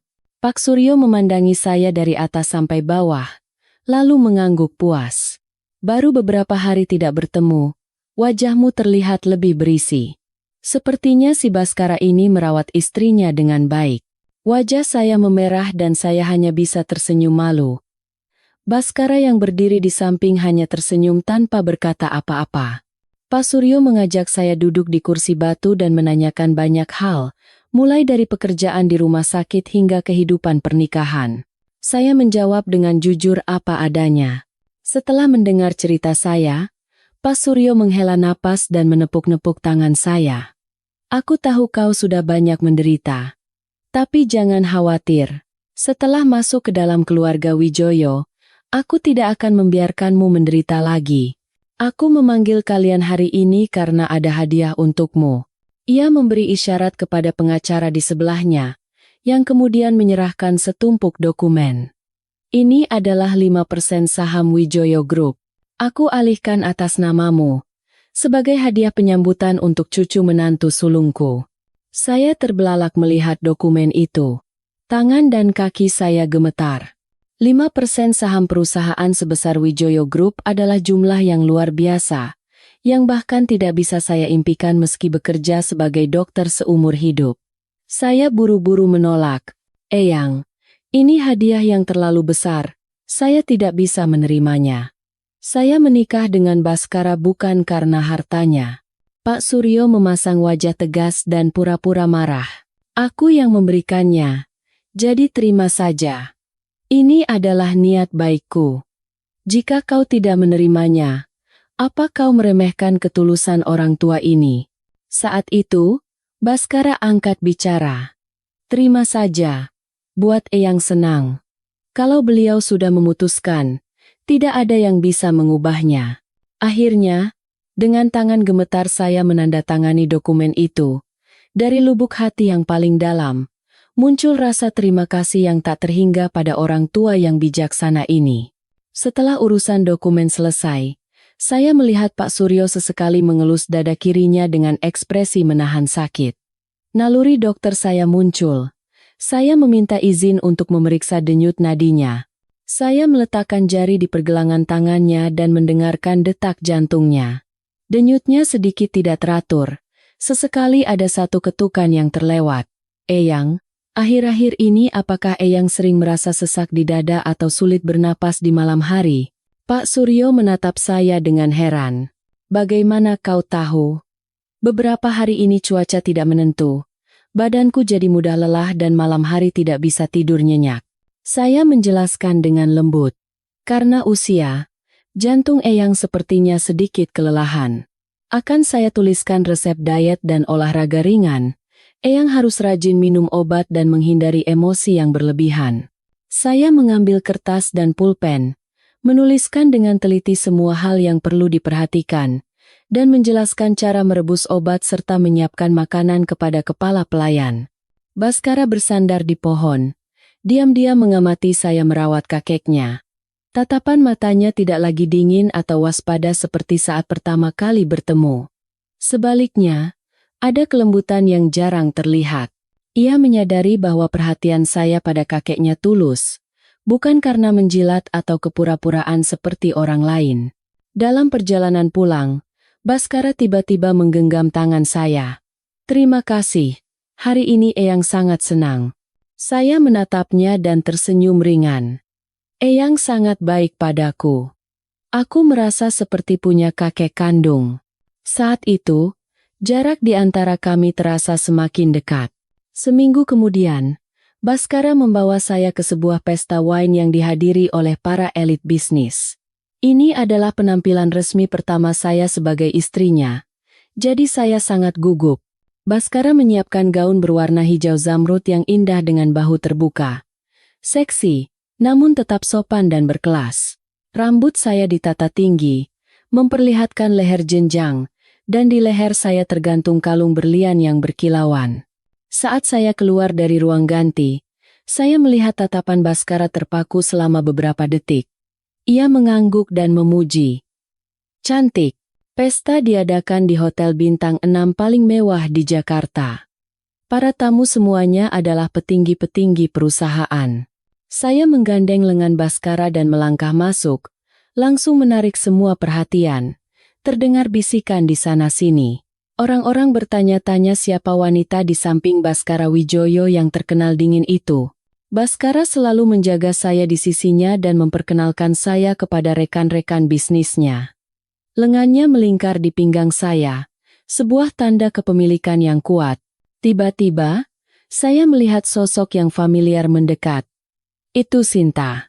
Hari ini ia mengenakan gaun merah dengan belahan samping yang sangat tinggi, secara terang-terangan memamerkan lekuk tubuhnya. Di sampingnya, ada ayah dan ibu Ratih. Sepertinya mereka berhasil mendapatkan undangan entah bagaimana caranya. Melihat saya, mata Sinta berkilat karena cemburu. Ia tidak menyangka itik buruk rupa kemarin bisa berubah menjadi angsa yang begitu indah hari ini. Dengan segelas anggur merah di tangan, ia berpura-pura melewati saya, lalu tiba-tiba tersandung dan menumpahkan seluruh isi gelasnya ke arah gaun saya. Semuanya terjadi dalam sekejap. Saya membeku di tempat, tidak sempat bereaksi. Tetapi reaksi Baskara lebih cepat dari yang saya duga. Secepat kilat, ia menarik saya ke dalam pelukannya dan melindungi saya dengan punggungnya yang lebar. Anggur merah itu tumpah seluruhnya ke jas mahal Baskara, meninggalkan noda besar. Gelas jatuh ke lantai dengan suara perang yang nyaring. Aula pesta seketika hening. Semua mata tertuju pada kami. Sinta jatuh terduduk di lantai, terlihat menyedihkan. Ia mengangkat kepala, hendak meminta maaf dengan berpura-pura menjadi korban. Tetapi melihat wajah Baskara yang penuh aura membunuh, kata-katanya tertahan di tenggorokan. Baskara melepaskan saya dari pelukannya dan memeriksa apakah saya terkena tumpahan. Setelah memastikan saya aman, ia menoleh ke arah Sinta yang gemetar di lantai. Dengan suara dingin yang terdengar oleh seluruh kerumunan, ia bertanya, "Apa kau sengaja melakukannya?" Sinta tergagap menyangkal. Tidak. Aku tidak sengaja. Kakiku tersandung. Tolong percaya padaku." Baskara mencibir. Tersandung? Lantai ini dilapisi karpet beludru. Bagaimana bisa kau terpeleset dengan sepatu hak tinggi? Bakat yang luar biasa. Keamanan. Di mana kalian? Dua petugas keamanan yang tegap segera muncul. Baskara menunjuk Sinta, serta ayah dan ibu Ratih yang membeku di belakangnya. Seret orang-orang ini keluar dari sini sekarang juga. Dan pastikan mereka tidak pernah muncul lagi dimanapun aku berada. Sinta meraung-raung memohon, tetapi tidak ada gunanya. Dua petugas keamanan mengangkatnya dari ketiak dan menyeretnya pergi seperti karung sampah. Ayah dan ibu Ratih juga diusir dengan memalukan di hadapan ratusan tamu kalangan atas. Baskara meminta maaf kepada para tamu atas keributan itu. Ia melepas jasnya yang kotor, melemparkannya pada seorang pelayan, dan hanya mengenakan kemeja putihnya.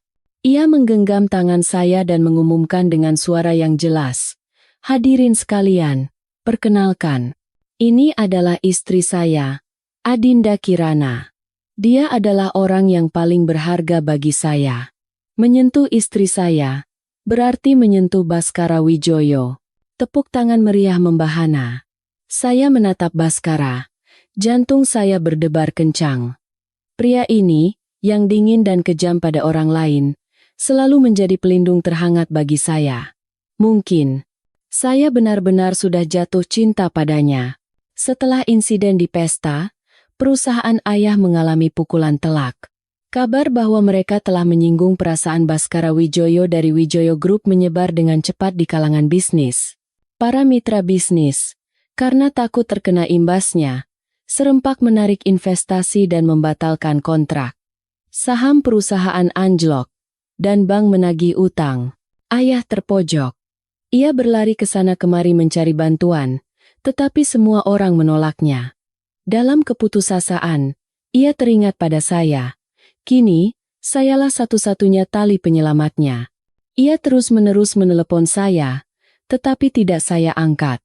Akhirnya, ia mendatangi saya di rumah sakit, mencegat saya di tempat parkir. Melihat penampilannya yang kuyu dan lelah, hati saya sedikit goyah. Bagaimanapun, ia adalah ayah kandung saya.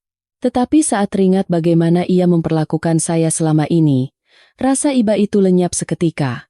Ayah berlari dan memegang tangan saya, memohon dengan suara putus asa. "Adinda, tolong ayah. Perusahaan akan bangkrut. Tolong bicaralah pada suamimu. Minta dia untuk membantu mendanai perusahaan. Cukup dengan satu anggukan darinya, semua akan selesai." Saya melepaskan tangannya dan mundur selangkah, menjaga jarak. "Pulanglah, ayah. Saya tidak bisa membantu.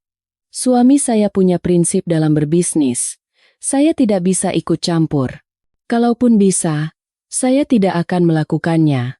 Ayah membeku di tempat, seolah tidak percaya dengan apa yang didengarnya. Ia menatap saya tajam, suaranya menjadi kasar. "Apa katamu? Kau ini anak durhaka. Melihat ayahmu sekarang tapi tidak mau menolong? Apa kau ini masih manusia? Ayah sudah membesarkanmu, dan begini caramu membalasnya." Saya tersenyum pahit. Membalas budi? Apakah ayah yang membesarkan saya? Atau saya yang tumbuh besar berkat kasih sayang nenek dan sedikit uang peninggalan ibu, saat saya dianiaya oleh Ibu Ratih? Apakah ayah pernah sekali saja peduli? Atau ayah hanya mendengarkan kata-kata wanita itu dan menganggap saya sebagai duri dalam daging? Saya menatap lurus ke matanya dan mengucapkan kata demi kata dengan jelas. "Ayah benar.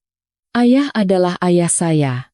Tapi apakah ayah pernah sekali saja menjalankan tanggung jawab sebagai seorang ayah? Saat saya dipukul oleh ibu tiri saya, ayah di mana? Saat saya difitnah oleh adik saya, ayah di mana? Ayah hanya peduli pada diri sendiri, istri baru, dan putrinya. Sekarang saat kesulitan, baru teringat pada anak ini, sudah terlambat, ayah. Karena marah, ayah kehilangan kendali dan mengangkat tangannya, menampar pipi saya dengan keras. Suara plak yang nyaring menggema di tempat parkir yang sepi. Pipi saya terasa panas, dan saya bisa merasakan rasa anyir darah di mulut. Ia menunjuk saya dengan gemetar dan melontarkan sumpah serapah. Dasar anak durhaka. Mulai hari ini, kita putus hubungan. Aku tidak punya anak sepertimu. Saya memegangi pipi saya yang bengkak. Air mata mengalir, tetapi saya tidak menangis terseduh-seduh. Saya mengangkat kepala dan menatapnya untuk terakhir kalinya dengan tatapan tegas. Baik. Jika ayah ingin putus hubungan, akan saya kabulkan. Dengan tamparan ini, anggap saja semua utang ayah karena telah melahirkan saya sudah lunas. Mulai sekarang, kita jalan masing-masing. Hidup atau mati, kita tidak usah saling peduli lagi. Setelah berkata begitu, saya berbalik dan berjalan cepat, meninggalkan ayah yang berdiri termangu dan berteriak putus asa. Saya masuk ke mobil dan menutup pintu. Barulah saat itu air mata saya tumpah seperti hujan. Bukan karena pipi saya sakit, tetapi karena kenyataan bahwa ikatan dengan ayah telah putus sepenuhnya terasa begitu menyakitkan. Hujan deras tiba-tiba turun di Jakarta, sederas kegalauan di hati saya. Dengan kondisi fisik dan mental yang lelah, saya mengendarai mobil kembali ke villa. Begitu masuk ke rumah, kepala saya pusing dan seluruh tubuh saya lemas. Saya berhasil naik ke kamar dan ambruk di atas tempat tidur, lalu kehilangan kesadaran. Saya demam tinggi. Dalam mimpi yang dipenuhi demam, saya tersesat di padang tandus yang diselimuti kegelapan pekat. Dalam ketakutan, saya memanggil ibu dan nenek, tetapi tidak ada yang menjawab. Lalu dari kejauhan, saya melihat sosok Jangkung Baskara. Saya berlari ke arahnya, tetapi semakin saya berlari, ia semakin menjauh. Ketika saya sadar, hari sudah gelap. Kepala saya sakit seperti mau pecah, dan tenggorokan saya kering kerontang. Saya mencoba bangkit untuk minum, tetapi tidak ada tenaga sama sekali. Tepat pada saat itu, pintu kamar terbuka. Baskara masuk membawa semangkuk bubur yang masih mengepul. Melihat saya sudah sadar, ia buru-buru meletakkan bubur itu, mendekat, dan membantu saya duduk. Wajahnya penuh kekhawatiran, dan matanya tampak lelah seperti habis begadang. Dengan lembut ia bertanya, "Sudah sadar? Apa sudah lebih baik?" Saya menatapnya dengan heran. "Kenapa kau di sini? Bukannya kau ada perjalanan bisnis ke luar kota?" Baskara meletakkan tangannya di dahi saya untuk memeriksa suhu tubuh. Merasa demamnya sudah turun, ia menghela napas lega. "Pak Budi menelepon. Katanya kau pulang basah kuyup dan pingsan. Aku khawatir. Jadi aku membatalkan penerbangan dan langsung kembali. Kau tahu betapa khawatirnya aku." Jantung saya berdebar kencang. Dia membatalkan perjalanan bisnis penting karenaku? Baskara mengambil mangkuk bubur, mendinginkannya, lalu menyuapi saya sesendok demi sesendok. Sikapnya anehnya begitu lembut dan telaten. Ia tidak banyak bicara, tetapi semua tindakan dan tatapan matanya penuh dengan kekhawatiran. Setelah selesai makan bubur, tubuh saya terasa lebih baik. Baskara memberikan saya obat, lalu duduk di samping tempat tidur dan menggenggam tangan saya. "Apa yang terjadi hari ini? Kenapa kau menangis sampai matamu bengkak begitu?" Kelembutannya membuat semua kesedihan yang saya tahan meledak. Saya menceritakan semuanya, tentang pertemuan dengan ayah, tamparan itu, dan kata-kata putus hubungan. Saya bersandar di bahunya dan menangis terseduh-seduh seperti anak kecil. Baskara mendengarkan dengan tenang sambil mengelus-elus kepala saya. Setelah saya berhenti menangis, ia berkata dengan suara rendah, "Jangan bersedih lagi. Dia tidak pantas menjadi ayahmu. Sekarang, kau punya aku. Akulah yang akan menjadi keluargamu, menjadi tempatmu bersandar. Aku tidak akan membiarkan siapapun menyakitimu lagi. Saya mengangkat kepala dan menatapnya. Mata kami bertemu. Pada saat itu, saya sadar bahwa perasaan saya padanya bukan lagi sekadar rasa terima kasih. Hati saya benar-benar telah terpikat oleh pria yang dingin namun hangat ini. Malam itu, Baskara tidak kembali ke ruang kerjanya. Ia berbaring di samping saya dan memeluk saya. Dalam pelukannya yang kokoh, saya merasakan ketenangan yang aneh. Saya tertidur lelap tanpa mimpi buruk, dibalut oleh kehangatannya. Setelah malam itu, hubungan saya dan Baskara berkembang pesat. Ia tetap dingin di hadapan orang lain, tetapi di rumah, ia menjadi jauh lebih hangat dan perhatian pada saya. Makan malam tidak lagi diisi dengan keheningan yang menyesakan, melainkan obrolan ringan tentang pekerjaan dan kehidupan. Namun ketenangan itu tidak berlangsung lama. Suatu pagi saat saya tiba di rumah sakit, saya merasakan rekan-rekan menatap saya dengan aneh dan berbisik-bisik lebih heboh dari biasanya. Beberapa orang bahkan secara terang-terangan menunjuk dan mencemooh saya. Saat saya bingung, seorang perawat yang akrab dengan saya menarik saya ke ruang istirahat dan menunjukkan ponselnya. Di layar, terpampang berita utama dari sebuah media gosip terkenal. Dr. AK, sang pelakor, tunjukkan kedok aslinya. Rebut Direktur Utama Wijoyo Group dengan segala cara. Pengakuan pilu dari tunangan asli. Artikel itu menuduh saya sebagai pihak ketiga yang tidak tahu malu, yang menggunakan cara-cara kotor untuk merayu Baskara dan memaksanya menikah. Artikel itu dilengkapi dengan foto Sinta yang sedang menangis terseduh-seduh, dan pernyataannya yang mengklaim bahwa ia dan Baskara adalah teman masa kecil dan sudah bertunangan. Tetapi saya datang dan merusak segalanya. Mereka bahkan memfitnah bahwa saya memiliki rekam jejak mendekati banyak konglomerat untuk memeras uang mereka. Tangan saya gemetar karena marah. Ibu Rati dan Sinta benar-benar keji. Karena tidak bisa memiliki, mereka berniat menghancurkannya. Mereka ingin menginjak-injak harga diri saya sampai ke dasar. Tidak berhenti di situ, di luar gerbang utama rumah sakit, tiba-tiba puluhan wartawan berkumpul. Mereka memblokir pintu masuk dan menodongkan kamera ke setiap orang yang keluar dengan jas putih. Mereka berteriak ingin mewawancarai dokter pelakor itu. Rumah sakit seketika menjadi kacau. Dewan direksi rumah sakit akhirnya memanggil saya. Direktur menatap saya dengan wajah serba salah. Dokter Adinda, saya tahu kemampuan Anda, tetapi kasus ini berdampak terlalu besar pada citra rumah sakit. Untuk sementara, Anda diskor selama beberapa hari. Selesaikan urusan pribadi Anda. Dan setelah semua tenang, Anda bisa kembali bekerja. Saya keluar dari ruang direktur dengan hati yang berat. Saya merasa difitnah. Tetapi mulut dunia memang kejam. Orang tidak peduli pada kebenaran. Mereka hanya percaya pada apa yang sensasional dan ingin mereka percayai. Saya hendak menelepon Baskara. Tetapi saya urungkan. Ia sedang sibuk dengan proyek besar. Saya tidak ingin mengganggunya lagi. Saya memutuskan untuk menghadapi ini sendirian. Saya tidak bersalah. Saya berencana mengadakan konferensi pers untuk menjelaskan semuanya. Tetapi saat saya keluar melalui pintu belakang rumah sakit dan hendak mencegat taksi, wartawan yang entah datang dari mana mengepung saya. Puluhan mikrofon seperti pedang tajam menodong wajah saya. Kilatan kamera terus-menerus menyala, membuat mata saya silau. Mereka memberondong saya dengan pertanyaan. Nona Adinda, benarkah Anda menggunakan kehamilan sebagai alasan untuk memaksa Direktur Utama Baskara Wijoyo menikah? Apakah Anda tidak merasa bersalah telah merebut pria orang? Nona Sinta mengklaim Anda menggunakan pelet. Benarkah itu? Saya terpojok ke dinding. Tidak bisa bergerak. Kebisingan dan kerumunan membuat saya sesak napas. Saya mencoba berteriak, tolong menyingkir. Saya tidak bersalah. Semua itu bohong. Tetapi suara lemah saya tenggelam dalam kerumunan yang kacau.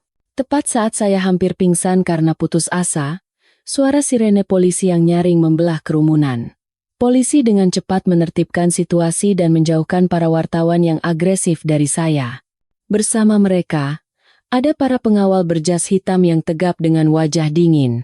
Pria yang tampaknya adalah kepala tim pengawal mendekati saya dan membungkuk hormat. "Nyonya, silakan ikuti saya. Bapak Direktur Utama sudah menunggu." Dengan pengawalan mereka, saya dibawa ke sebuah ruang pertemuan besar di dalam rumah sakit. Di sana, sebuah panggung konferensi pers dadakan sudah disiapkan.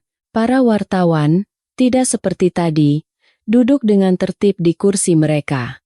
Saya duduk di kursi yang disediakan. Jantung saya masih berdebar kencang. Saya tidak tahu apa yang dipikirkan Baskara, tetapi kehadirannya memberikan sedikit kelegaan. Tak lama kemudian, Baskara masuk. Kehadirannya membuat ruangan seketika hening. Ia mengenakan setelan jas hitam yang berwibawa. Auranya yang dominan membuat tidak ada yang berani bernapas dengan keras. Ia berjalan lurus ke podium, duduk di samping saya, dan di hadapan ratusan kamera. Ia menggenggam tangan saya dengan erat. Konferensi pers dimulai. Para wartawan berebut mengajukan pertanyaan. Seorang wartawan berdiri dan bertanya dengan nada provokatif. "Nona Adinda, bisakah Anda menjelaskan hubungan Anda dengan Direktur Utama Baskara Wijoyo? Nona Sinta mengklaim Anda adalah pihak ketiga. Benarkah itu?"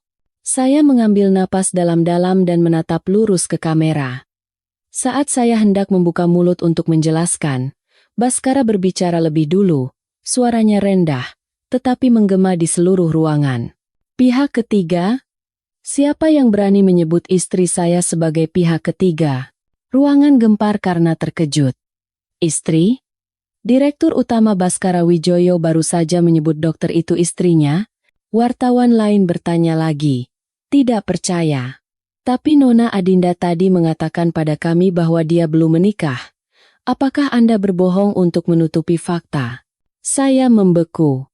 Dalam kekacauan tadi, karena takut merusak reputasi Baskara, saya tanpa sadar telah berbohong. Baskara menoleh ke arah saya. Tatapan matanya yang dalam sulit ditebak. Lalu ia kembali menatap para wartawan dan tersenyum dingin. Ia mengeluarkan selembar dokumen dari sakunya dan membantingnya ke atas meja. "Lihat baik-baik. Ini adalah akta nikah saya dan Adinda Kirana. Kami adalah pasangan suami istri yang sah secara hukum. Dan wanita bernama Sinta itu hanyalah seorang penguntit yang hidup dalam delusinya. Saya tidak pernah memiliki hubungan emosional apapun dengannya. Apalagi pertunangan, itu omong kosong."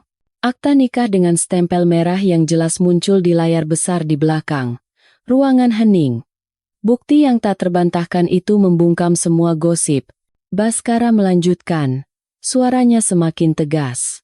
"Saya peringatkan semua pihak yang telah berani mencemarkan nama baik istri saya dan menyebarkan kebohongan.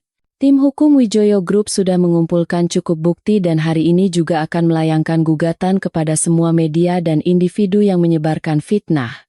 Bersiaplah untuk menghadapi persidangan." Setelah selesai berbicara, ia bangkit, menggandeng tangan saya, dan meninggalkan ruang konferensi pers, meninggalkan para wartawan yang masih termangu menatap satu sama lain. Saya menatap punggungnya. Dari lubuk hati yang paling dalam, muncul rasa bangga dan bahagia yang tak terhingga. Hari ini, ia telah membelaku di hadapan seluruh dunia. Setelah konferensi pers yang mengejutkan itu, berita bahwa saya adalah istri Direktur Utama Wijoyo Group langsung mendominasi semua media. Orang-orang yang tadinya mencemooh dan menuding saya kini berbalik memuji saya setinggi langit. Tetapi saya tidak peduli pada mereka. Yang saya pedulikan sekarang adalah hukuman yang akan diterima oleh dalang dari semua ini. Baskara bukanlah orang yang mudah memaafkan.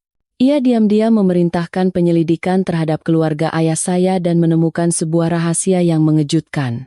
Suatu malam, Baskara memberikan saya sebuah map tebal. "Bacalah, ini hadiahku untuk keluargamu." Saya membuka map itu. Di dalamnya ada hasil tes DNA. Tulisan di bagian kesimpulan membuat mata saya terbelalak kaget.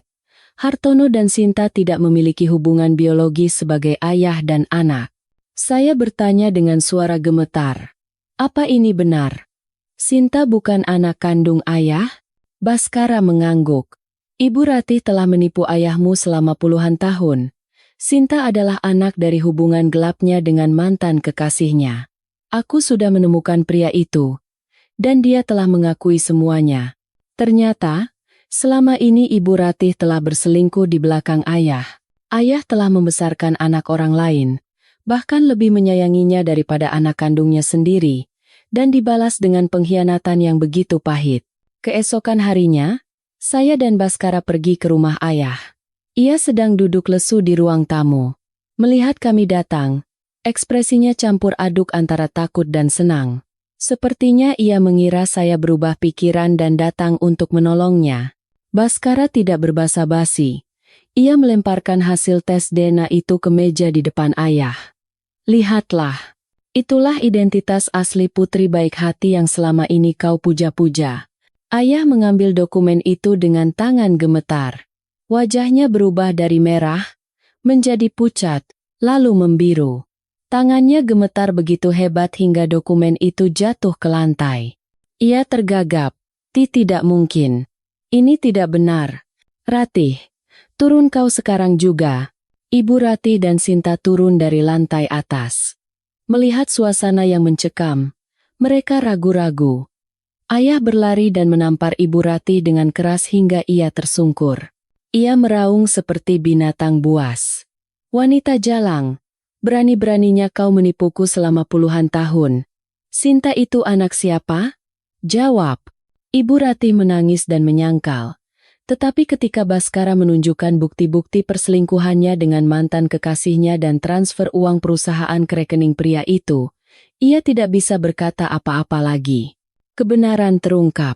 Ayah mengamuk seperti orang gila, menghancurkan perabotan dan menjerit kesakitan. Ia telah kehilangan segalanya, uang, kehormatan, dan kini, kepercayaan pada keluarga. Harga dari keserakahan dan kejahatan tidak berhenti di situ.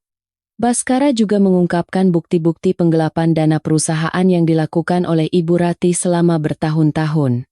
Jumlahnya mencapai puluhan miliar rupiah. Tim investigasi kejahatan ekonomi datang ke rumah dan mengeksekusi surat perintah penangkapan darurat untuk Ibu Ratih atas tuduhan penipuan dan penggelapan. Ia menjerit-jerit memohon pada ayah untuk menolongnya, tetapi ayah hanya menatapnya dengan pandangan kosong. Melihatnya digiring dengan tangan di borgol, saya lebih merasakan iba daripada puas. Itulah akhir yang tragis bagi seorang manusia yang kehilangan nurani karena keserakahan. Dan Sinta? Setelah diusir dari rumah, ia tidak punya tempat tujuan. Kartu kreditnya diblokir, mobilnya disita, teman-temannya menjauhinya. Ia yang terbiasa hidup mewah, dalam sekejap terlilit utang. Para penagih utang menyewa preman untuk mengejarnya. Dari seorang sosialita glamor, Sinta kini harus bersembunyi di kamar kos sempit dan bekerja serabutan untuk bertahan hidup. Dan ayah, karena syok yang terlalu berat, ia terkena stroke dan lumpuh separuh badan. Ia terbaring di tempat tidur di rumah yang kosong dan dingin, tanpa ada yang merawatnya. Hartanya disita oleh bank. Mendengar kabar itu, hati saya sakit. Meskipun ia bersalah pada saya tidak bisa memutuskan ikatan darah. Saya menyewa seorang perawat untuk merawat ayah dan sesekali menjenguknya. Saat saya pertama kali datang, ayah menatap saya dan menangis dengan wajahnya yang kaku. Dengan susah payah, ia menggerakkan bibirnya dan mengucapkan kata maaf dengan tidak jelas. Saya menggenggam tangannya yang kurus dan menghela napas. Ayah, istirahatlah. Lupakan yang sudah berlalu. Saya tidak membenci ayah lagi. Maaf dari saya menjadi satu-satunya obat yang menenangkan penderitaan di sisa hidupnya. Ayah harus membayar harga atas kelemahannya dan cinta butanya dengan masa tua yang sepi dan penuh penyesalan. Badai telah berlalu, dan hidup saya kembali ke jalur yang tenang. Tetapi masih ada satu hal yang mengganjal di hati saya. Pernikahan saya dan Baskara. Meskipun kami saling memiliki perasaan, akta nikah itu tetaplah hasil dari sebuah transaksi terencana, sebuah kontrak. Saya selalu mendambakan pengakuan cinta yang tulus dan sebuah lamaran yang layak. Pada hari ulang tahun pernikahan kami yang pertama, Baskara diam-diam membawa saya ke sebuah pantai yang indah di Bali. Malam itu, di bawah cahaya lilin yang berkelip dan deburan ombak yang tenang, ia menyiapkan kejutan besar untuk saya. Saat kami berjalan di atas pasir putih, tiba-tiba kembang api meledak di langit malam, membentuk tulisan, "Adinda, aku cinta kamu." Saya terkejut dan menoleh ke arah Baskara. Ia sudah berlutut di atas pasir, memegang sebuah kotak beludru merah. Di dalamnya, ada sebuah cincin berlian yang jauh lebih indah dan mewah dari cincin kawin kami. Ia menatap dalam-dalam ke mata saya, dan berkata dengan suara penuh perasaan, "Adinda, 1 tahun yang lalu, kita memulai hubungan ini karena sebuah rencana. Tapi selama 1 tahun ini, kau telah melelehkan hatiku yang beku dengan ketulusan dan kehangatanmu. Maafkan aku karena telah membuatmu menderita. Hari ini, aku ingin bertanya satu hal padamu. Bukan sebagai Direktur Utama Wijoyo Group, tapi sebagai seorang pria yang tulus mencintaimu.